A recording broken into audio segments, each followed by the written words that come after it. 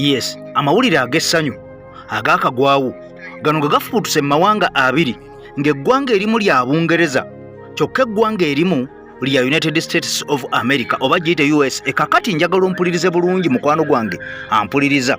Amawulire agafuuse munda mu ggwanga erya America gano amawulire gassanyu nnyo wadde nga waliwo amawulire ate ag'ennaku agafuuse munda mu ggwanga Uganda. Kati wuliriza gwali ku mukutu ogwa EKTV Media Uganda.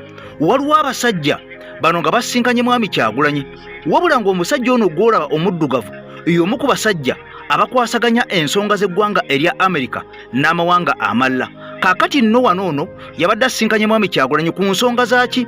Jjukira nti waliwo ensonga ezayogerwako ez'okuteeka sanctions ku bantu ssekinnoomu munda mu ggwanga Uganda naddala abo abalinyirira eddembe ly'obuntu okwetoolola eggwanga Uganda. Kaakati nno ekigambo bino Mwami Kyagulanyi yayogedde maaso ku maaso n'omwami ono oba omuzeeyi ono akwasaganya ensonga z'amawanga amalala n'eggwanga erya America. Wabula nga mu nsisinkano eno nkutegeezezza mwabaddemu n'abakungu okuva munda mu ggwanga erya Bungereza. Wabula bino nga bigenda mu maaso waliwo amaziga ampuliriza, waliwo emiranga, waliwo obweraliikirivu, mawulire ga nnaku nga General Kaguta Museveni kennyini mu mbeera ze kennyini mwatambulira atandise ate okutirimbula n'okutugumbula bannayuganda buli lwasimbula mu State House. Njagala video no soko jimpere ekigalo ompya nkusaba osubscribinge ntambula ne Hajjati Nakalembe omusomi w'edduwa Kayingu kantandike bwenti. Waliwo omwami bamuyita Mwami Museveni nyozo butamuyita president kubanga ebikola bya Mwami Museveni president aba yalondebwa abantu era abali presenting abantu. So bwe muyita president mba nnimbye era ne maso ga Katonda mba mubi. Wala kikola kikwedde olwaleero ekyobutemu tumanyi nti batemu baze bakikola bulijjo nate kyaleero kisusse nnyo. Baganda bange bannayuganda basibo ne bannyabo, Mwami Museveni ayina ennyonyi eyagulibwa $millions za dola empitirivu ku ssente y'omwe w'omusolo era weeri ku kisawo ky'entebe ebeera etudde buli lunaku, naye abagifuga basasula buli mwezi ssente z'omwe w'omusolo empitirivu n'abagikolamu basasulwa ssente z'omwe w'omusolo empitirivu. Era buli mwezi ennyonyi eyo esitula n'egenda mu America okukolebwa service, oba mutambuza oba temutambuza enokolebwa service. Mwami Museveni ebbanga liyise mabega abadde akozesa ekkubo lya Entebbe Express Highway nga gwa ku Northern Bypass nayita ku kitebe kya NUP n'agwa e Nakasero. Nga mumanya amakubo ge Uganda baalisiba era Northern Bypass nga takyasobaliyitako ng'ebinnya bisusse. Ne basalawo okuba nga bamuyisa emunyonyo n'agwa eggaba n'agwa ku Arena Mall n'alyoka agwa e Nakasero. Lunaku olwaleero basibye emmotoka okumala essaawa nnamba nga teri mmotoka etambula, abasajja be bakifeesi be nga tewali akkirizibwa kutambula. Mmotoka ezo zaasiba mwe muli ambulance, mwe muli emmotoka eza bulijjo ze tuyinza okuyita eza buyonjo, mubeeramu abantu abayina ebizibu by'enjawulo. Ku Arena Mall mmotoka ne zisibibwa, wabaddewo omukyala nga ali mmotoka ya bulijjo etuyinza okuyita eya buyonjo, abadde mulwadde maama. Basibye ekkubo okumala essaawa nnamba nga ali ku Arena Mall awo nga kasadde agenda Nsambya kufuna bujjanjabi, abadde bubi nnyo. Omukyala akutuse, bannanga akutuse n'afa nga basibye Museveni ayitewo okumala essaawa nnamba nga tajja. Abaana b'omukyala bavuddeyo ne bakuba enduulu ne bakaaba. Abasirikale badde bagenda na bakuba masasi kufuluma mu mmotoka nga ssaawa temajja. Suga mulundi ogusoose kyali kyapeninzeeko ebwayise era nga basibye mukyali agenda mu ddwaliro ng'ava ku Referral Hospital ey'Ekawempe ngadda Mulago. Maama yafa n'omwana we n'afa nga basibye omukulu ayitewo. Lwaki nsoose ekyennyonyi? We know nti Mr. Museveni abba, buli omu akimanyi, takyina kyagenda kukola kipya.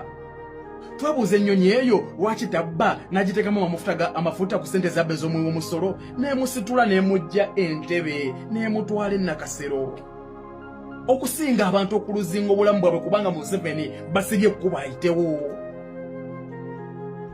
Museveni oyina bulamu ki obusinga obwa Uganda? Kyogamba obulamu bwa muwendo nnyo okusinga abaana boolesiza maama waabwe.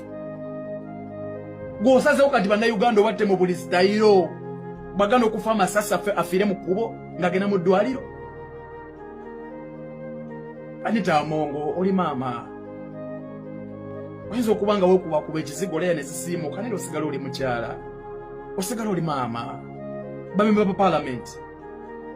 Baganda bange. Eno ensonga tuveeyo tugyogereko. Museveni akozesa ennyonyi gye yagula ku ssente y'omusolo alekerawo okusiibanga amamotoka ali mu kusaanyawo obulamu bw'abantu. Tutegedde ono leero ne waliwo n'abalala abafa nga tebalina n'amaloboozi gayinza kujja abantu 10 kulya kigenda mu maaso. Tuyimuke ku lw'ensi yaffe, tulwanirire ensi yaffe. Bino tebigenda koma mpaka nga Museveni akomye. Getukaye gamala. Bosse bamala. Bosibe bamala. Omukisa gwe tuyina okwenunula 2026 kasita tulema bwati bwe papa. Uganda protestive vote kasitegaana okuba nga tukyusa bino. Mwene nyanga mwekka. Kakati nno bino byonna nga bigenda mu maaso.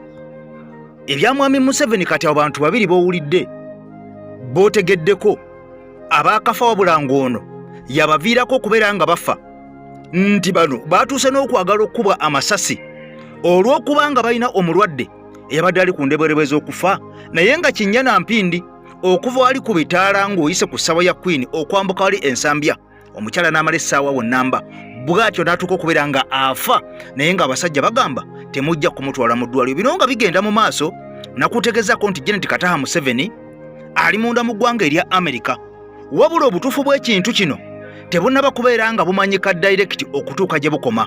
Okusinziira ku mawulire ge tufuna galaga nti bwe baamutuusizza munda mu ggwanga erya Amerika mu kibuga Geneva kaakati ono awoyabulire tracking zaabwe wezaakomye abadde batrakinga omukyalo ono wabula amawulire agamu gagamba amazima gennyini embeera gy'alimu temanyikiddwa bulungi oba ali mu mbeera mbi ddala oba akubye ku mpemba wemba wabula nga amawulire gafuluminga galaga nti ono ye ali wansi era ekimbe kimubala embiriizi.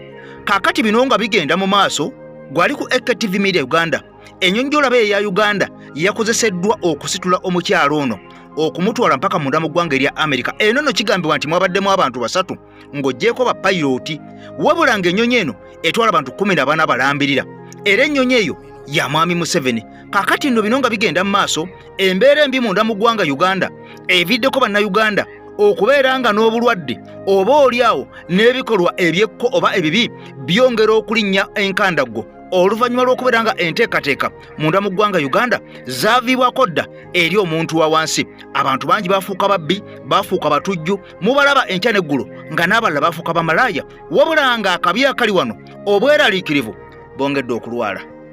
Bongedde okulwalira ddala.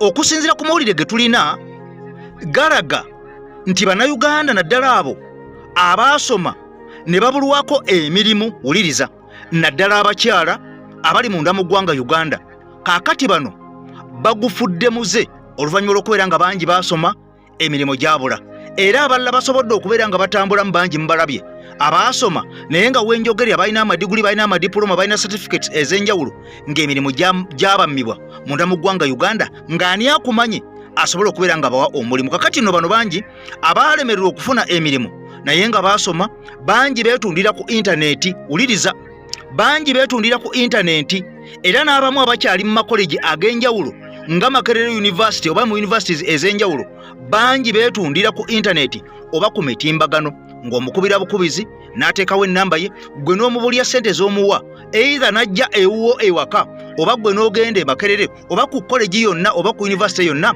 olwo ne kiggwera eyo wabula bino byongedde okuzaala leenya ampuliriza byongedde okutiisa. Waliwo amawulire agafulumye gano nga galaga nti obulwadde naddala bwa mukenenya bwongedde okulinnya munda mu ggwanga Uganda nga abawala bano abawala 100 ebitundu 36 buli 100 oba bale ebitundu 30 okudda waggulu ku buli bawala 100 boosanga balina siriimu enamba nkugambye abawala 30 ku buli 100 balina siriimu abakola omulimu gw'abamalaaya. Kakati waliwo ripooti gye nasanze ku Daily Monitor nga yeewuunyisa. Ripooti eno saasobodde gisoma mu details kubanga yabadde eri mu premium version ate saasubscribing. Naye headline yaayo yampadde insight n'engamba kanjikoleko research. Headline yabadde egamba nti ennamba y'abakazi bamalaaya abalwala siriimu mu ggwanga erya Uganda yeeyongeredde ddala okulinnya mu ggwanga erya Uganda. Kino kiwetako okumanya ku nsonga eno. Kakati kino ekintu nakikozeeko research ekituufu kiri nti nenyamidde.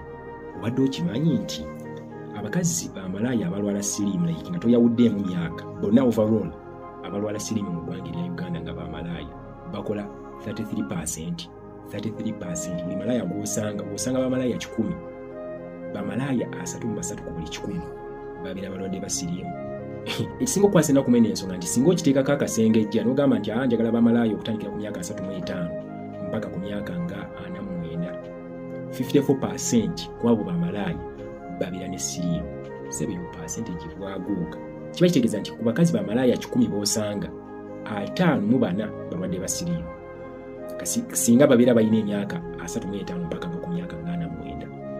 Boy, kakati oyinza okwebuuza eno twatuuseeyo tutya ng'eggwanga erya Uganda. Sources ennaku ziseze okufuna information yakwatagana kweno ensonga zampadde ensonga eziwerera ddala 5 engeri gye twatuuseeyo eno. Ng'ensonga esooka ya bwavu. Obwavu buleese obuzibu obuli serious my brothers. Kakati tugambe nti omukyalo ono malaaya atunda akaboozi ku nusu omutwalo gumu zitaba 5 ng'atunda akaboozi ku nusu omutwalo ogwo gumunafuna client najja n'amugamba ngenda kuwa emitwalo 10 njagala live. Ddala osuubira ono omukazi okubeera nga agenda kwenseti ng'agambe akapiira is a must. Waliwo emikisa mingi nnyo nti omukyalo ono malaaya tagenda kusimattuka. Nga Gaali azze n'amugamba nkuwa mitwalo 10 ng'abadde atunda mutwalo gumu oba nusu 15. Ekwegamba ebizibu ebingi ebifeesingibwa abantu abo abeetunda like obwavu obungi n'ebizibu ebingi bireetera abantu abamu okwerabira nti waliyo ne siriimu. Okitegeera ekintu ekyo kye kisooka. Ekyokubiri bakirayanti abamu tebaagala kwambala bupiira. Ajjukira nti bano abakyala babeera mu buyinike. Gaali ajja akugamba alina mutwalo ayagala life n'afundikira ng'amulidde life. Okitegeera ekintu ate bagaali abamu kyaka babeera n'empisa embi violence. Mujjukira oli Gaali yali agamba omukazi omanyi bembadde nsobola okunyigira awo ng'omukazi wamugamba n'ebintu bibeera byakuteesa. Gaali kyokka nga yali omukazi kyabika yali malaaya.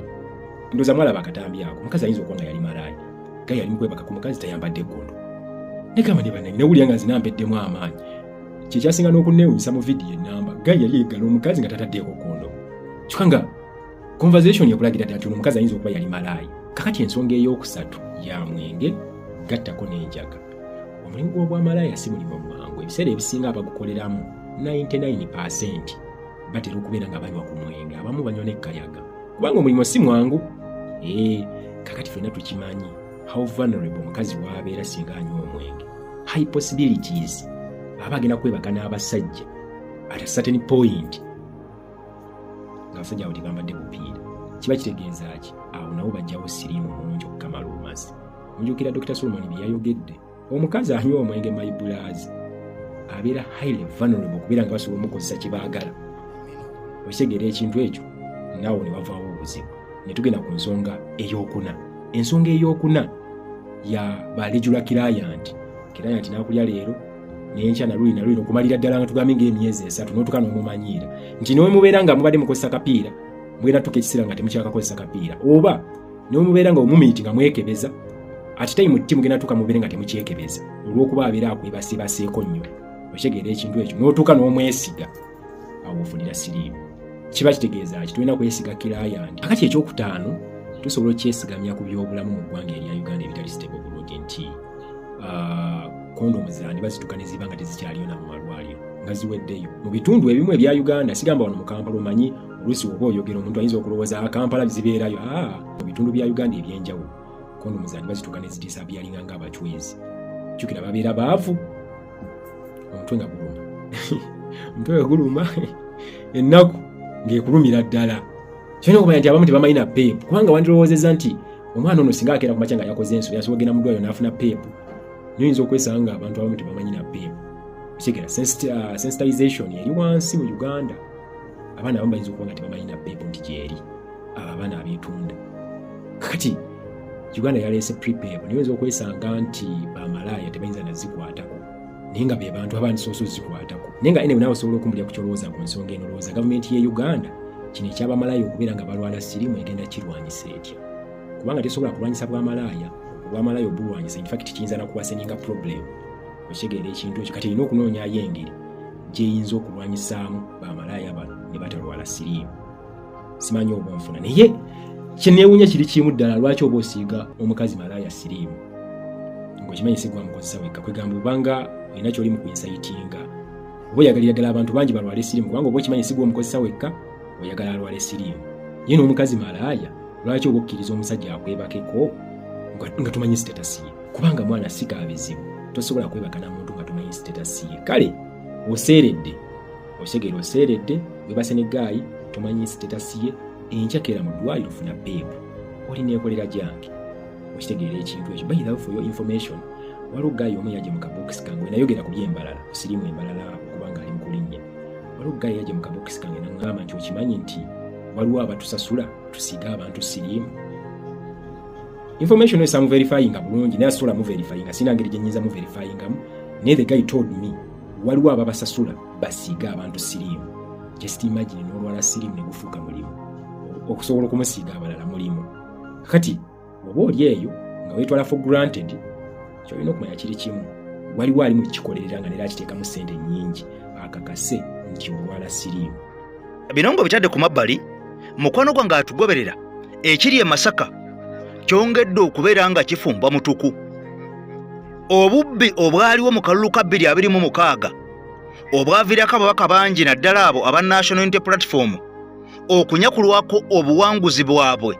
Kaakati nno osobola okubba naye tosobola kubeera nga obba 100 ku 100. Kati wuliriza amawulire agava e Masaka waliwo omukazi ono gwe bayita Nammeere era ng'ono ye yaweebwa ekifo kya paaliyamenti eky'omukyala amanyikiddwa nga Nalubowa eyali awangudde.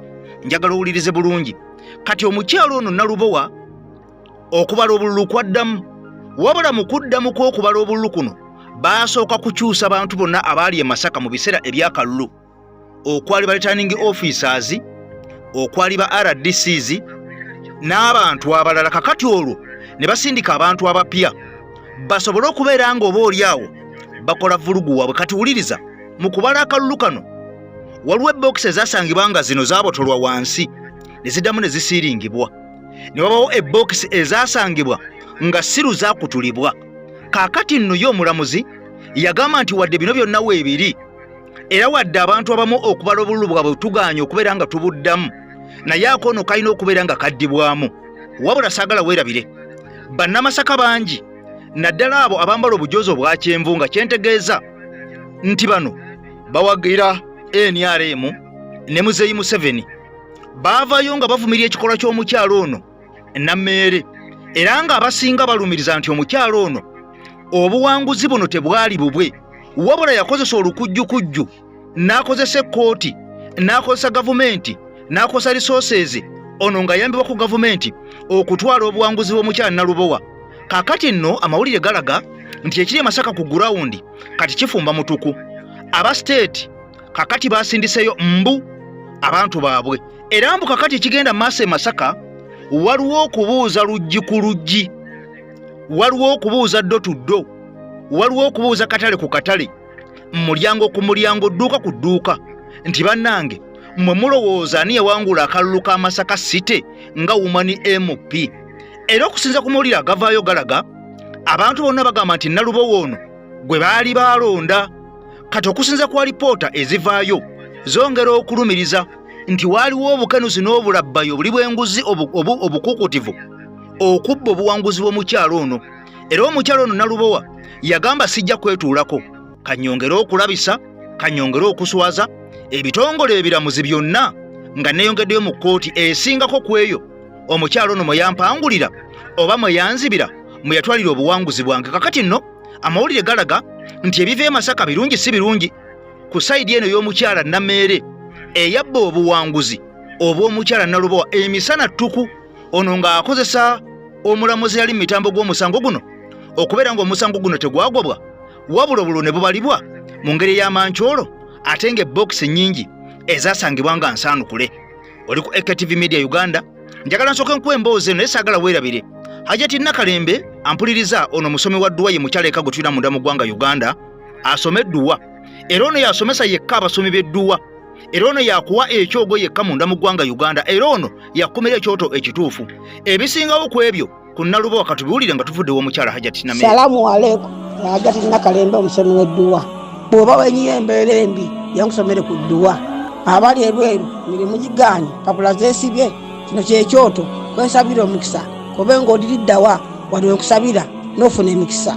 Ky'oba olabanga abirira ebinyonyi ebitalina kyakulya naawe atalina mulimu jangu kusomere ku dduwa ofuna omukisa. Eno ennyanja kwesula buli kimu ekisira ne kiba kikujjudde nekikasuka mu nnyanja nekikunta ne kigenda.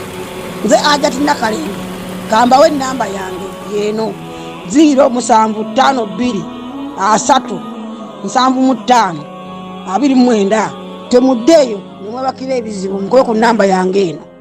Tubalonze ase n'agamba naze wano ngambega bigenda mu maaso okola ki? Biraba ne tujja kulaba. Kakati ebigambo bino bye njagala okugamba. Museveni amala okukyaluka. Abantu bonna abaali mu recount of votes abaali beetabwamu anti-corruption unit ebayita mu state launch. Abaana bonna abaali mu recount aba NUP abaani bonna babayita bababuuza baba interrogatinga batubulye again what conspired there again maaso buli omu bamujjako information. Tebaakoma okwo ne batandika okugenda mu butale street ze Masaka bagenda abantu kinoomu random picking nga babuuza akalulu kaali kati Namere yawangula mwamulonda temwamulonda. Mawulire agabadde Masaka agaliyo kati saawa zino. Anti-corruption unit ekyali ku ground. Naye ekiriwo kiriki famire ya Sande egamba Museveni tukompasating nga ntuwulira nti omuntu waffe atebenkedde awumudde mirembe. Omwana ono akalulu kano teyakawangula mu mazima yaviirako omuntu waffe okufuna ebizibu. Siruto lukulu ddala.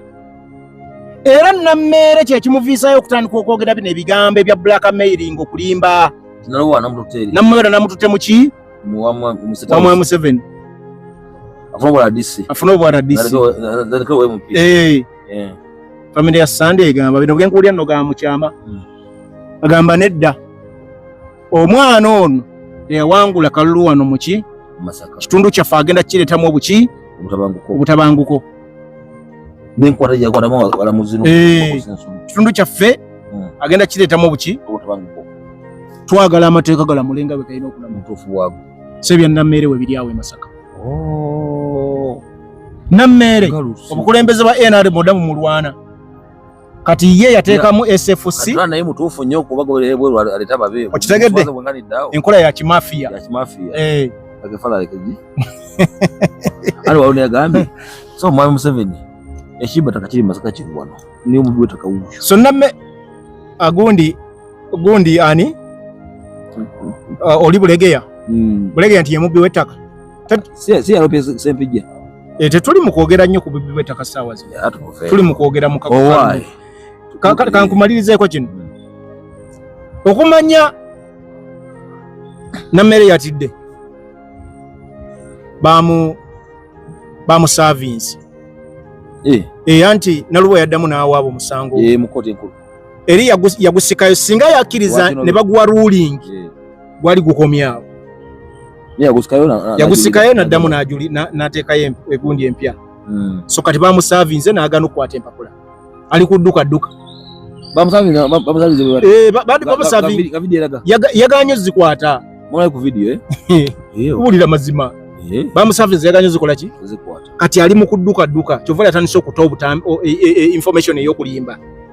So bawawe ennaku 10 kooti ejja kusalawo omusango gugenda kuddamu kutuula ddi. Basaba kino baguveemu baleete omulamuzi omuki? Mulala. So bye bikyali awo. state owai natumaliriza Masaka politics. njana no iteyoko abayimbi kakati nno bino byonna nga bigenda mu maaso mukwano gwange atugoberera nakutegeeza gye buvuddeko nti munda mu ggwanga Uganda bingi ebigenda mu maaso maama Switzerland nga bino biri ku bikukujjo muganda nkakeeto njagala owulire ebigambo bino munda mu ggwanga Uganda abantu bangi bandibadde oba oliawo basobola okwetuusako ebintu ebyenjawulo okugeza nga emmotoka oba pikipiki ne babeeranga mu maka tewakyaliwo kubonaabona tewakyaliwo kulaajana olw'entambula oba oliawo bannansi nga buli omu asobola okwevuga ng'abalala bonna mu mawanga amalala. Kati wuliriza waliwo bwina aleeteddwa bwino no twamwogerako gye buvuddeko nga navayo ne nkutegeeza nti emmotoka nga eyannuuwa munda mu ggwanga Uganda egula miliyoni 4. Wuliriza bulungi emmotoka eno ebeera used guba muvumba okuva munda mu ggwanga erya Japan wabula nga bwetuuka munda mu ggwanga Uganda eba mmotoka mpya. Kati wuliriza obubbi obukudde ejjembe obulabbayi ate obweyongedde munda mu basajja bano. Emmotoka eyannuuwa gye nkugerezako kubanga buli muntu yenna osobola okubeera nga ogimanyi gwe ali e Uganda naawe ali ebweru wa Uganda. Emmotoka eno mu ggwanga erya Japan amawulire agamu galaga nti egula miliyoni 8, amawulire amalala galaga nti egula miliyoni 10, kyokka amalala galaga nti egula miliyoni 12, nga kitegeeza nti olwo oba omaze okugula obuguze emmotoka nga yiyo wabula okugituusa munda mu ggwanga Uganda wali e Kenya emmeri weepaakinga ezireeta bakuggyako miliyoni 3. Kitegeeza wagiguze 8 etuukira ku miliyoni 11, oba wagiguze miliyoni 12 etuukira ku miliyoni nga 15, oba wagiguze miliyoni 10 etuukira ku miliyoni 13. Kati wuliriza amawulire galaga nti emmotoka eno okusinziira ku musuubuzi ono etuukira e Mombasa ku miliyoni 14. Ompulidde bulungi nze nkutegeezezza kusinziira ku mwaka gw'oba oguze eyinza okutuukira ku miliyoni 11, 15 oba 12 wabula ono akugambye etuukira e Mombasa ku miliyoni 14. Nga kino kitegeeza emmotoka ng'etuuse e Mombasa ku miliyoni 14 ne bw'oba odaabolinze omusolo gwayo eba egula miliyoni 28. Kakati nno bakugamba nti emmotoka eyo egula miliyoni 4, nga kitegeeza miliyoni 4 bw'oyawulako miliyoni 14 wasigalawo miliyoni 26 nga kitegeeza nti bano bafuna omusolo ogusinga ssente z'oguza emmotoka eno n'okugishiipinga emirundi egikwata mu 2 n'okusoba oba emirundi 2 mirambirira. Kyannaku nti bannansi ke bandifunye akatono n'okweyagala mu nsi yaabwe bingi bifundikira abasajja bano ate be bafunyeemu, nga kitegeeza nti omwavu waakusigala nga mwavu, omugagga agenda kweyongerera ddala okubeera nga mugagga, kubanga omwavu n'akatono k'olina bano abasajja balwana okulaba nga bakakuggyako. Emisolo mingi egy'enjawulo egiteekeddwawo wabula nga gino tegiyamba mu nnansi yadde n'akamu n'akatono era nga bangi beeyaguza lujjo. Wulira ebigambo bino. Bw'osuubula emmotoka gye mulaba eyo kangeze emmotoka ya miliyoni 4, emmotoka etunda nga nnuuwa wano mu Uganda tetunda miliyoni 4, emmotoka eyo gigula n'ogituusa e Mombasa ku miliyoni 14. Bw'etuusa e Mombasa naye miliyoni 26 eziva okweyongerako weewuunyaayo. Kati Uganda ebadde ekumwanya triliyoni zibadde 33, kati tugenda tukumwanya triliyoni omusinga ziruubirira triliyoni 4. Naye ekibuuzo ekikulu mu byonna zikola ki? Kati kambamenyeremenyere omusolo ogwo bwe tugukuŋŋaanya ebitundu ebisukka mu 35 bigenda mu kusasula mabanja, interest, kusasula magoba ku mabanja, si kusasula bbanja, magoba ag'ebbanja. Uganda saawa zino eyina ebanji ba triliyoni 13, triliyoni 13 ze batubanja ng'eggwanga. Kati omusolo ogwo bwe gujja ku biliyoni 4 tujja kujjako biliyoni wakati nga 15 zigende mu kusasula amagoba ku ezo triliyoni 13 ze tubanjibwa. bwe tumala tulina ssente ezisasula abakozi public administrators okuvira ddala ku president n'okkirira paka wansi okwongeza baana ba gavumenti exactly. Kati tulinamu ekitongole nga gye bayita State House erina unclassified budget. I mean classified budget etatunulwamu tenoonyerezebwako we twogerera eri mu trillion nga 4. General Museveni ye muntu akozesa trillion eziwera 3 billion 3 buli lunaku. Era we namulabye Masaka wano ng'agamba parliament etwala yonoona boonoonyi ssente n'okuseka nasese. Parliament yonna omwaka omulamba mu financial year ababaka 529 n'abakozi nga 3,000. Tubale nti parliament erimu abantu 4,000. Parliament kitongole kinene nnyo bamukuba employers etwala nti erina abakozi 6 parliament erimu bakozi nga 3,000. Parliament teweza trillion ya sente omwaka. State House erimu trillion 4. Twin office of the president naye erina classified. Office of the first lady zonna ezo classified. Musoro gwaki gwa munna Uganda. Ntegereka bulungi nti sente tuzikuŋŋaanya n'ekyo zikola. Era kye tukomye okuŋŋaanya omusolo enguudo gye zikomye okukola ki okufa. Enguzi gyekomye okulinnya sente ezibbibwa kubanga omusolo buli lwe gulinnya ne bana ababba balaba kye babbako nga kikola ki nga kiwera. Era ogenda kwesanga ripooti ya auditor general egenda ofuluma mu mwaka guli oguliba ogwa 2027 ng'eguze evudde ku trillion 10 oyinza ogisanga ku trillion 12 oba 13. Bwe twawulidde URA eng'egamba ku luno twagala naffe batuwe billion 8 ekitongole abagenda okukuŋŋaanya naye nga kuliko ogutundutundu ogunene awo nga gwakweyozaako kwekubako nfuufu. Okitegeera bulungi naye ng'ate omukozi mu Uganda wano buli mwana asoma bw'oba obadde otera okwogerako n'abakola mu bitongole bya gavumenti beegomba okuyingira mu bitongole biringa 3-4. Kuliko Parliament ya Uganda, kuliko Uganda Revenue Authority, Civil Aviation Authority, UNRA weebeereddewo nga bye bitongole abaana bonna bye beegomba. Lwaki? Ewali omusaala omusava. Naye bakulaze nti omusaala ogwo omusava tulina okwongera okujjanjaba abantu abo.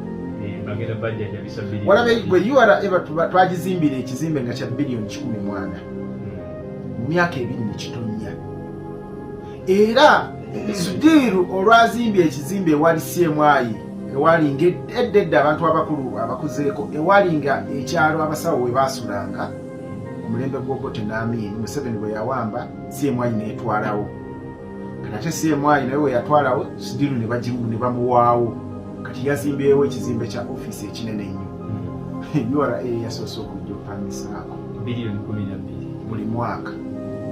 Sudiru ku parliament awo tulinawo bazimba chambers empya. Chambers empya ezo bazitandika 2017 nga zirina zizimbibwa emyaka 3. 2 nga balaba zirina okuba nga ziwedde. Bazikwasa Roko paka leero Roko bakagiwa obumbi buli 32 ku kizimbe ekyo. Tekiggwanga.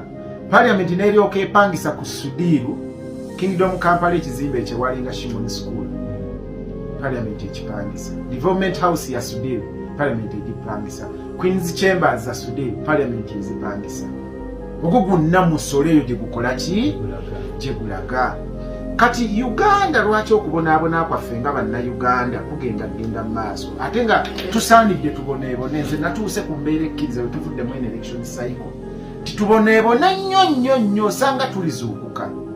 Kati kankubadde ekyokulabirako mwami Katerega abadde annyonnyola emmwanyi omubaka wezaagaba ziva ku National Bedoke Presidential Program. Ogwo musolo gwaffe.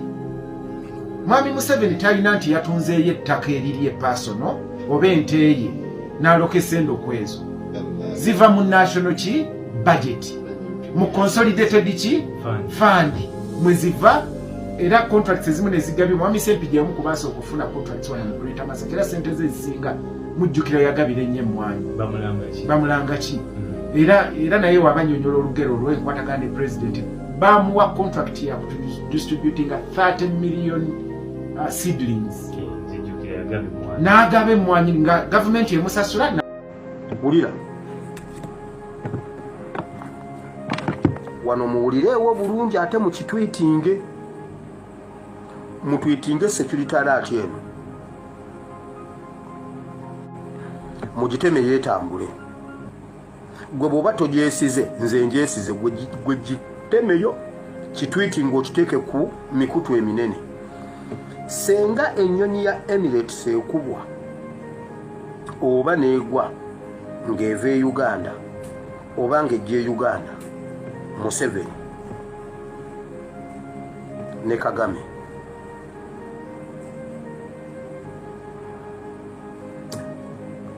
mujjukira bwe twawa His Excellency Security Alert y'obutaddamu kulinnya Rwanda Air. Kati bamaze okulondoola atambulira nnyo mu Emirates. Basazeewo ne bwe kunaaba okusasulira bonna abali mu Emirates. Basazeewo ne bwe bunaabeera okusasulamu ennyonyi endala 10, naye His Excellency Kyagulanyi alina kuviirawo mu nnyonyi. Basayinize ne bagamba lwaki basayinize okukikola. Museveni bino bye yeeraguzalaguza. Abasawo bamugambye apaakinge his disorganized bodies. As organizing zonna disorganized bodies zonna as organizing apaakinge bodies zaave Uganda. Bamugambye obuyinza tokyalina kyakukikolera, olina genda ate Kyagulanyi yabutwala. Confirmed. Ne batula ne bagamba tokyalina kyamukolera, mukwateko bubi ogenda naye, mutuufe era ogende, muleke eweera ogende. Kati ekintu kyonna oba accident ku luguudo e Uganda, Museveni tasulawo, bamugambye totawaana kukikola. Nkugambye kati His Excellency Kyagulanyi ne bwawalampa omuti ng'awanulira baana b'effene, kuba ye bw'abeera ewakati aba president abeera taata. N'awalampa waggulu ku muti ettabi ne liwogoka n'akkirira n'agwa nalyo n'afa. Museveni tasulako. Museveni tasulako y'aba amusse. Ne bwe balwana ne babi n'amukuba omusekuzo ku mutwe n'amutta, Museveni tasulako y'aba amusse. Kati baagala basazeewo ne bagamba balinayo ekintu eki kukola nsonga, kukola kintu ekiri international ky'ennyonyi ya Emirates egudde. Kiki kasita muli baamu His Excellency Kyagulanyi Ssentamu Museveni yagisudde. Ekintu ekyo mukitwitinge ku platforms ennene, mukitekeyo ku Twitter kisirike, musirike. Museveni akikole, muggeyo tweet eyekomewo. Jo waliwo abantu abangamba pasa wakoze obubi okuyogera ekyo ekintu. Mumwandisirise ne tukola ekintu emundu nezijja ebweru kakati tagenda zireeta alekeyo. Mwekamba bulira abajjako Museveni tetuyina kyama. Kubanga ffe tuliwo. Tumutwala nga buli bwe tumutwala tumutegeezezza wate n'agendawo. Kati senga tukola kiri kye twateesezza n'ataleeta mundu n'atazijjaayo ng'abantu muli ku kkubo ne mutambula Kampala yenna nga temulabamu mundu, temulabamu musirikale yenna, kitegeeza mujja mwejjirako nga tetuzze.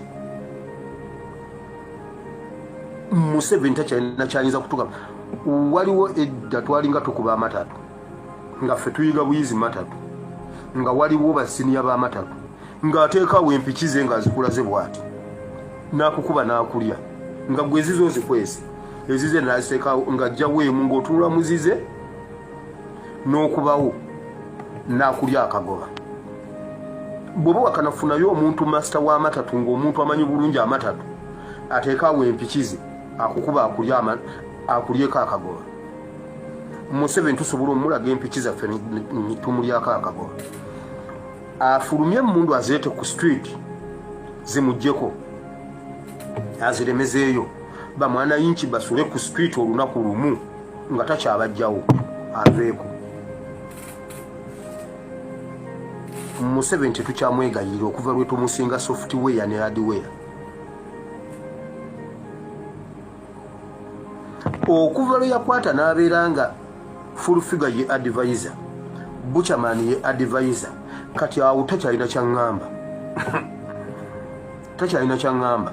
Amagezi gonna ge bamuwa takyalina kyaŋŋamba. Nsobola obbazannya omuzannyo ng'amatatu nga balaga. Nedda batukyangire nga wano alina full figure, alina ani simanyi alina ani abaleete.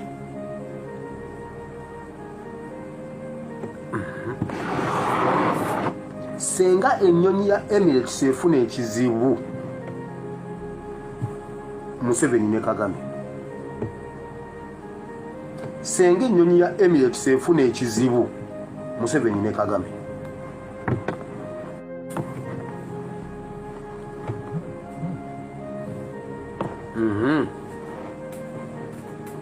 Abasawo bamukakasizza nti totawaana ogenda.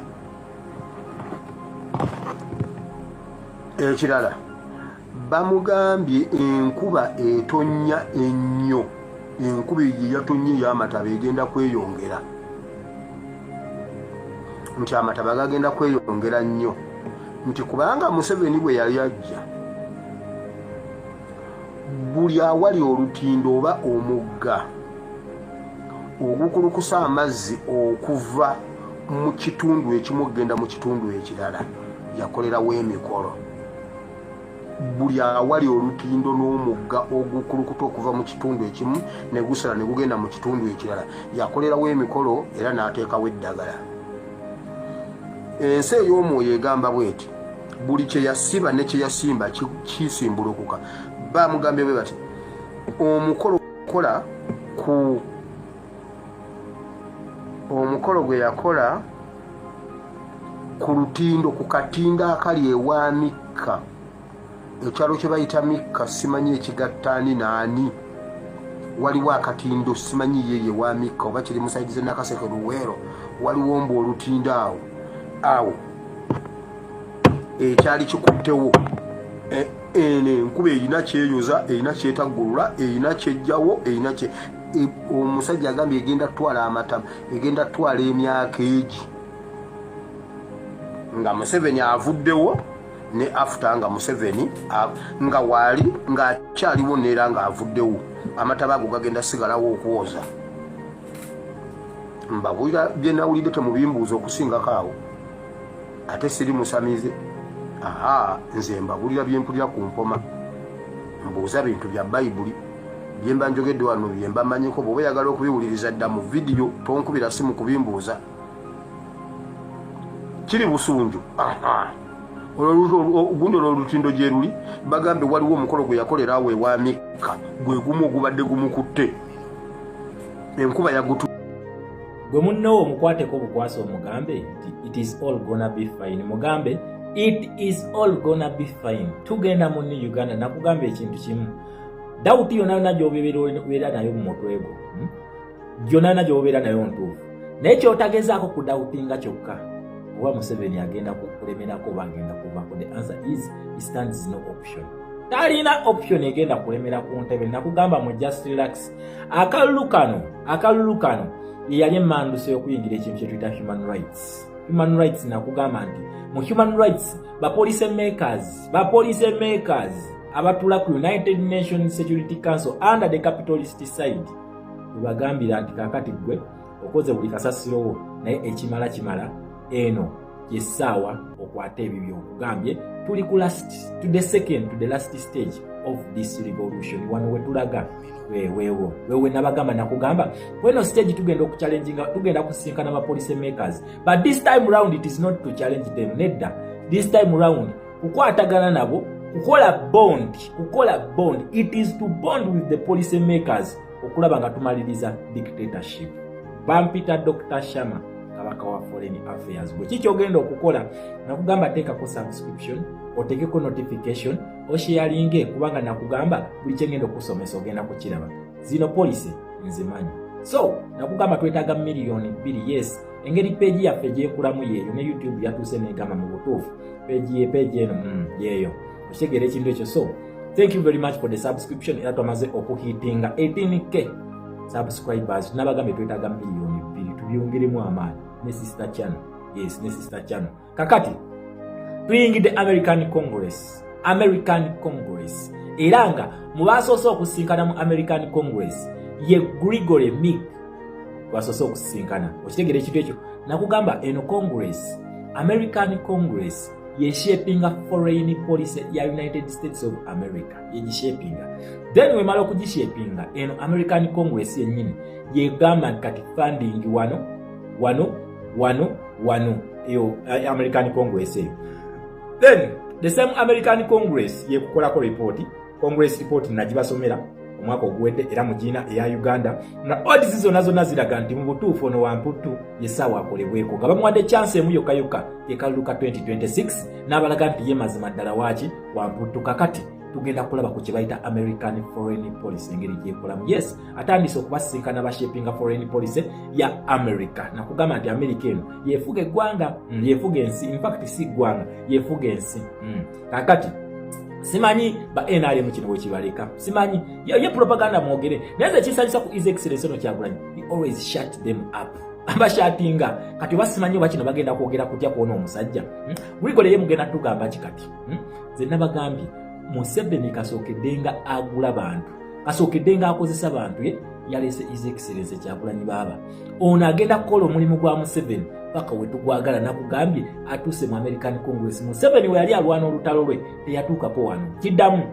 Museveni teyatuukako mu Congress ya America, teyagituukako wabula omwami ono yasinkananga bakungu nga ayina gundi yali yabungereza ebungereza yasinkana abamayinja bangi nnyo ebungereza awo bangi nnyo beyasinkana okitegera naye teyasangako ku gundi ku administration eya Reagan teyagisinkanako wadde ba policy makers bano abatula mu Congress teyabasisinkanako okitegera wabula kakatifu wano wetumukutte ajja kitegeera okitegera agenda kukitegeera mwazanyira nabagamba obanga otinkula olutalo lwonna totinkulanga mu capitalist. Munna Uganda njogera kino ng'asaaga temunnabirabako ekijja tabu kiddamu ekijja si muntu ono kaabasisinkane ngeno webadde eno ne bakuba amalebe ne bawuggana naye time ejja is going to shut them up. Nze amanye ebifo ebyo kyebikola kyenkusomesa wano gwe kiki ogenda okukola just sharingirako nabala they don't miss. Nkugambye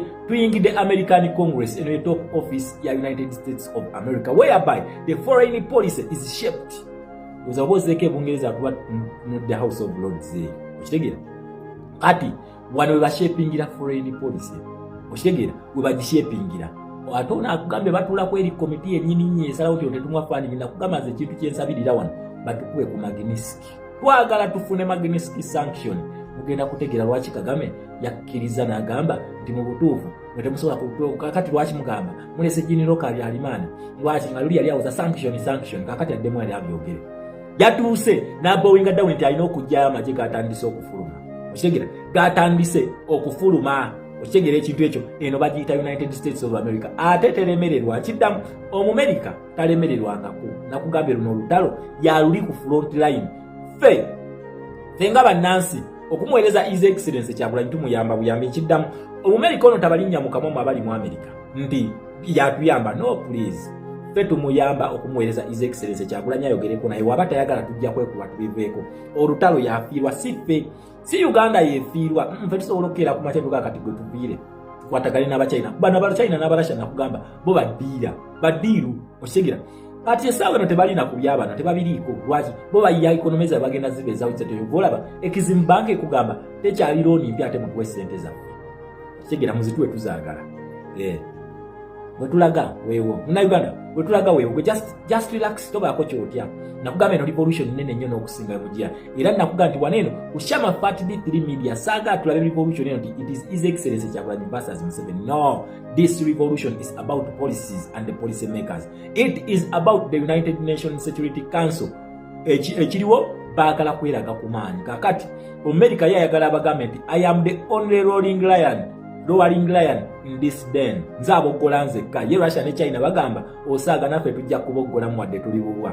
Yegera wadde tuli bubwa tujja kuggana katugende Uganda katugende mu Africa ne mu Great Lakes region. Tusoke tufuneyo emunyungu tuzikwata obwongo tumalo zikwata obwongo tulabe nga tulina kye twekolera wona jjira empologoma weena jjira ng'emunyungu zino zikitegeera lwaki fe tuli bali bankwe aba communist oba socialist ojja bajja kubanga bakola ki nga bakitegeera bulungi so mugenda kutegeera ku kintu kye bayita policy maker kye kina kugamba nti the worst mistake omuntu gy'asobola okukola lwe lunaku lwakeera ku makya nalowooza nti osobola okuzanyiza ku colonial master wo olwo olunaku lugenda okwejjusa era NRM egenda kwejjusa olunaku lwe yafuna obwa chairman bw'akabinja kannaamu egenda kulwejjusa olunaku ng'ennaku z'omwezi lumu omwezi gwa January omwaka gwa 2025 olunaku terugenda bava mu bwongo olunaku lwe bakeera ku makya ne bagamba nti kakati tetuyingidde polisi ya mu Russia twagala tuyingidde akabinja ka BRICS twagala tukwate eddoola eno tusooke tugikube tugiranamye kakati mugenda kulaba nti waliwo agamba dole ino okufuga yes fe bannayuganda we are capitalists nkiddamu fe tuli ba capitalist fe tuwagira mu America fe tugamba ku America we tutava ku Mungereza we tutava mugenda kukakasa ku maanyi g'aba capitalist bulijjo bibasomesa busomesa kakati kyekyo foreign policy yaki ya America kugambye tulina article 1 bano bo bwe maintaining a peace oshigera bwe maintaining a peace globally. Number 2, the fact that United States maintains its position as the strongest army in the globe. Eyo position yawe yebalwanye eyo. Akati yo Russia agamba olimba sebo siemu. Akati onayagala abalage nti sio. Nenda kugaa nti bantu bagenda kukwata ku Russia, bagenda kukwata ku China.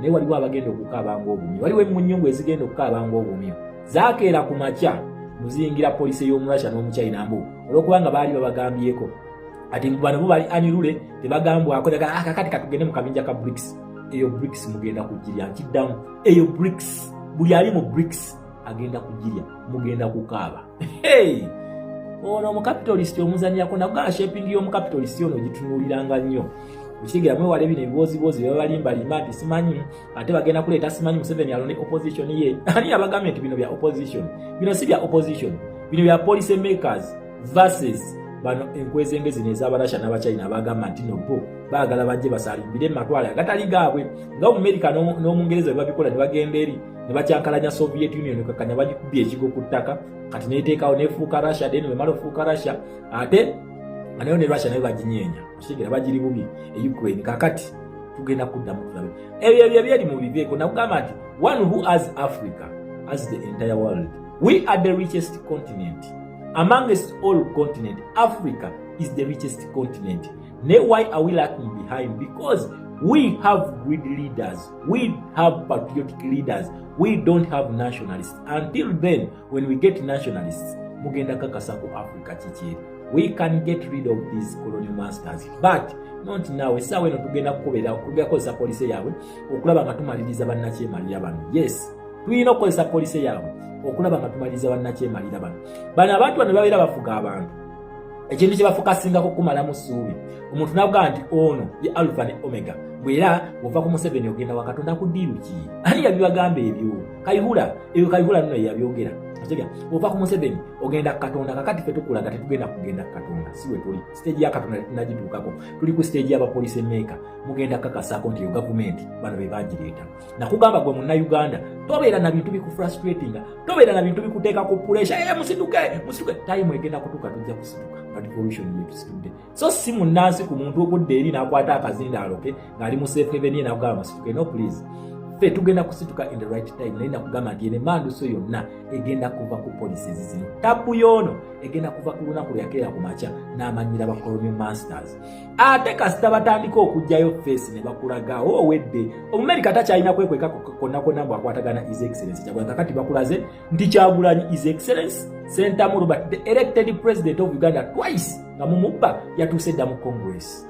ne bashepingira foreign policy ya America yatuuseyo dda kati mbadde muteesaki mbadde nsaba Adoni alyebale ajje anti mutugamba muyo ne mugezi wammwe era atula ku UN yabategeerera kakati tumusaba gye abeko kyagamba eggwanga Adonia jangu obeko kyogamba eggwanga nze ngamba oli fala okitegeera nze kye ngamba nze ngamba nti neyo gyoli you are not qualified to be there toli qualified just olwokubanga baneno balina gundi yawe bali batukwata amagundi obongo n'amaaso ne batwaga nti kati Adonia Yebale simanyi ye ambassador wa Uganda ku United Nations kudiru ki police ekijja amanyo ya Adonia Yebale oyo tayina kyamanyi ku foreign policy okiga omuntu atula ku United Nations neero omulaba akulaga nti ali partisan okitegera ali partisan yet they are speaking of democracy which is a two-sided sword but someone called Adonia Yebale atula eri ku United Nations n'atamanyi kyateyo wekola tagimanyi kyokola bakeera ku macha najambo asabulula bulimba ono yagenze ku Capitol Hall yagenzeeyo ono najja n'akugamba tanagendayoko nze tukubya amasimu wamaliza n'atandika okukuba amasimu bannange yabadde anoonyaayo ki mutusonyiwe ku luno tebigenda kukola kiddamu tebigenda kukola. This revolution has the strongest invisible hand in the hood. Tebiina kye bigenda kukola.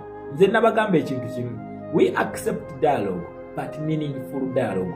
Aba infinite class tebagala kuwulira kigambo dialogue naye nze sirina munnange kyakubakolera. The dialogues must be there.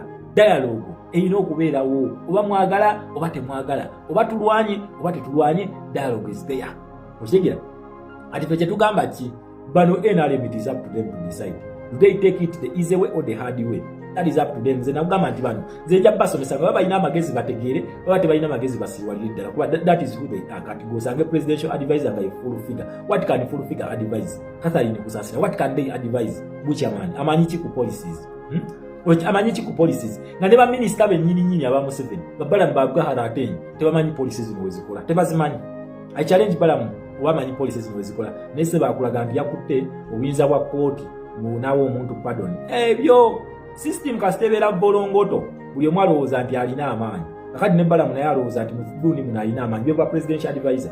What do they know about these policies? N'oyo atuula ku UN yennyini talina kyamanyi ku eno policy talina naye mugenda kutya mugenda kukkiriza nti n'embizzi lwakuba basiraamu tebazirya. The same tool gye wakozesa ng'ojja, it is the same tool egenda okujjako. Only that gwe walizotinga kutta bantu, yes, and you wanted it the hard way, not abantu ekumu. Nati neje emisango gyeruwero najo gyennyini mugenda kulaba nga gimukutte. Okitegera najo gyennyini egyeruwero bagenda kugiza bagimuteekeko. Yensonga lwaki mu Uganda wano tulina okwewala nnyo okuleeta pulezidenti waffe nga tuyiye musaayi. Kubanga ki omusaayi ogwo ogunaayiika bagenda kugubalya kugenda kugamba nti bano abantu batandika okukubala olunaku lwe bakukyuzinga we bati ne banoonya ebikolobero such that at a certain time ng'ofuuse beast kubanga power corrupts but absolute power corrupts absolutely. Okitegeera ekintu ekyo kati bakulinda onaba otuuse ku eyo stage bagenda kukozesaako tuluki kakati ono talina kyagamba bamukasuse mu bantu emirundi ebiri nga mu butuufu akwayakwaya mugalumondo oyo Museveni nga tajjaayo kalula omwana mukuba square. Okitegera amukubala amuteeka wali eri n'amuggira ano najja natandika okubaza sikyakyalaze naye kuno bukyanga bakalulu bukyanga babakalulu kana aka 2026 mwaka ebbira jajja. Okitegera kano mwaka ebbira bukyanga mu bakalulu kana aka 2026 mwaka ebbira. It was a military operation kiddamu.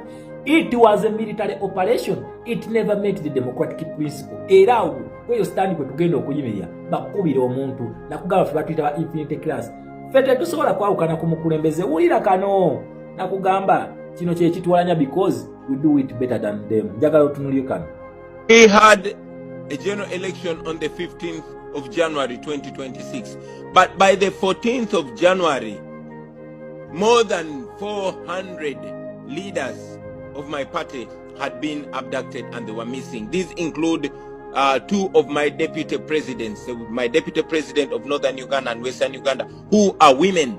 They were abducted and held in a military barracks in Kasenyi, commanded by General Museveni's son, Muhoozi Kainerugaba, who is the head of the security forces. They were missing for 2 weeks until they resurfaced again, and they told their ordeal to the world. On the day of election, 15th of January, my deputy president for the Buganda region, the most populous region, had his house raided and 10 people were shot and killed in his house. Let me say this again. 10 people were shot and killed in the military, 8 of whom were women. They were killed by Ugandan military and the police.